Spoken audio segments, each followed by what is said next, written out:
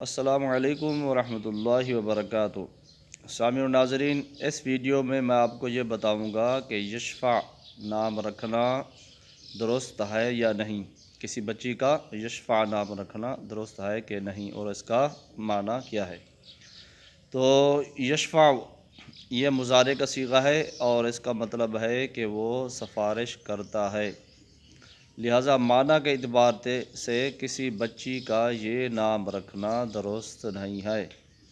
ہاں، اگر اس کو اسم فاعل پر لایا جائے اور شافعہ یا شفیعہ نام رکھ دیا جائے تو یہ نام درست ہو جائے گا، کیونکہ پھر اس کا معنی ہوگا سفارش کرنے والی، شفیعہ اور شافعہ، لہٰذا یہ تو درست ہے۔ لیکن یشفع کسی کا نام رکھنا، یا کے اوپر زبر، شین کے اوپر جزم اور فا اور آگے عین، تو یہ نام کسی بچی کا رکھنا درست نہیں ہے، کیونکہ اس کا معنی صحیح نہیں ہے۔